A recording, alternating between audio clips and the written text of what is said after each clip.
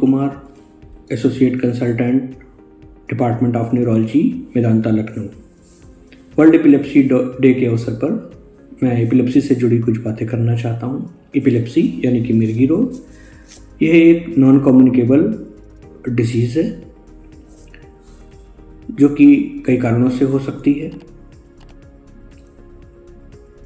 मिर्गी के रोग में मरीज को 2 या उससे अधिक झटके आने के बाद हम इसको डायग्नोज करते हैं और इंटरनेशनल लीग अगेंस्ट एपिलेप्सी के अनुसार इसको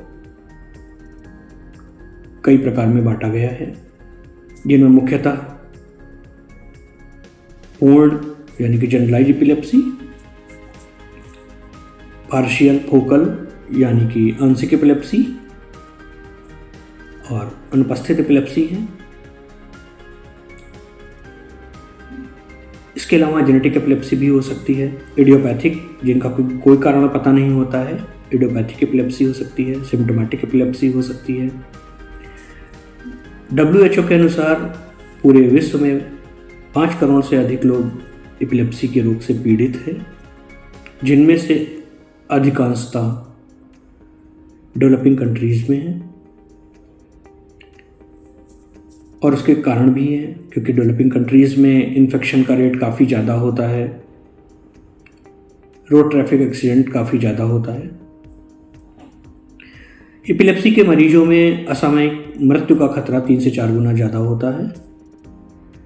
मुख्य रूप से एपिलेप्सी के कारण अगर हम बात करें तो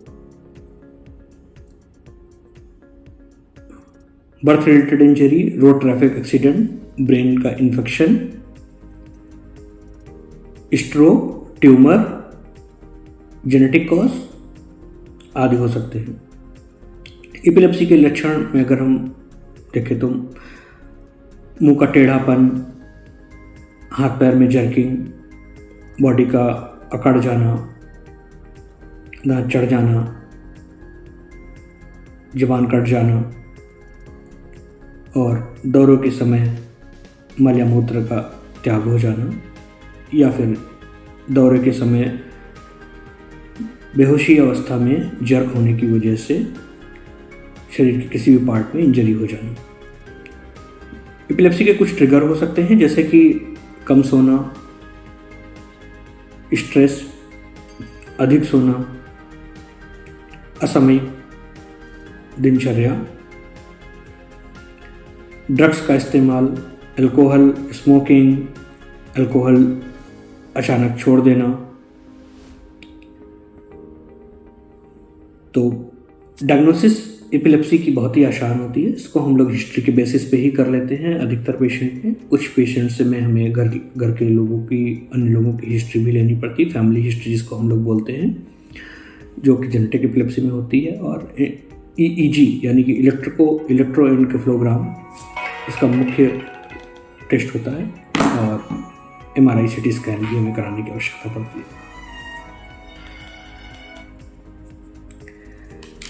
ट्रीटमेंट की बात करें तो एंटी एपिलेप्टिक ड्रग्स के माध्यम से ट्रीटमेंट हम एपिलेप्सी का करते हैं। इनमें से कई बार हमें 2 या 3 एंटी एपिलेप्टिक देना पड़ता है।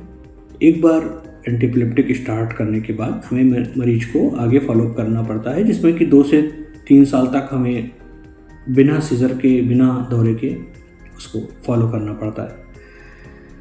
2/3 पेशेंट्स में तो एंटी एपिलेप्टिक ड्रग के माध्यम से अच्छा कंट्रोल हो जाता है, लेकिन 1/3 पेशेंट्स में झटकों की संख्या आ सकती है, या फिर कई बार बीच में ऐसे अपने जो ट्रिगर्स होते हैं उनकी वजह से ऐसा हो सकता है। तो फिर हमें उनमें एंटी एपिलेप्टिक ड्रग की संख्या या फिर उसकी डोजेस को हमें एडजस्ट करना पड़ता है। और कुछ पेशेंट्स, 5 से 10% पेशेंट ऐसे होते हैं जिनमें हमें सर्जरी के लिए भी बताना पड़ता है और सर्जरी भी कराना पड़ता है, जिसके बाद वो पेशेंट सामान्य रूप से अपना जीवन व्यतीत कर सकते हैं।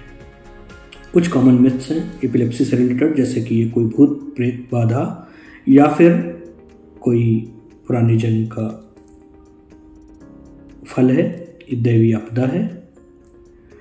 ऐसा कुछ भी नहीं है। अन्य अंग की तरह दिमाग की एक बीमारी है एपिलेप्सी, और ये छुआछूत की बीमारी बिल्कुल भी नहीं है, दूसरे से फैलती नहीं, मैंने पहले ही बताया, नॉन कम्युनिकेबल डिसीज़ है। और एपिलेप्सी के मरीज में कुछ डूज एंड डोंट्स का हमें ध्यान रखना होता है। जैसे कभी किसी भी एपिलेप्सी के मरीज को झटका आ जाता है तो हमें उसको एक बराबर सरफेस पे लेटाना है, दबाना नहीं है। उसको हमें किसी भी तरह से कुछ सूंघाना नहीं है, मुंह में कुछ डालना नहीं है, लकड़ी चम्मच कुछ भी। करवट में रखना है, सर के नीचे पिलो लगाना है आरामदायक कंडीशन में। कपड़े ढीले कर देने हैं, यदि गर्दन पे कुछ टाई या कॉलर बंद है तो उसको ढीला कर देना है। मरीज के आसपास भीड़ भाड़ नहीं लगाना है, उसको रेस्ट करने देना है।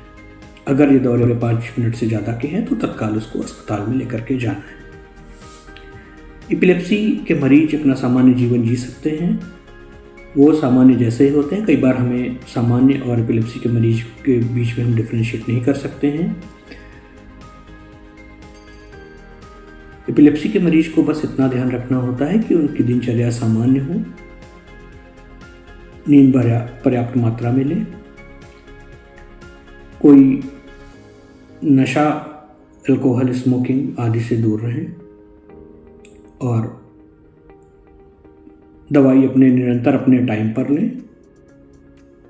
दवाई में कुछ फेरबदल करनी है तो अपने डॉक्टर से संपर्क करके करें। नमस्कार।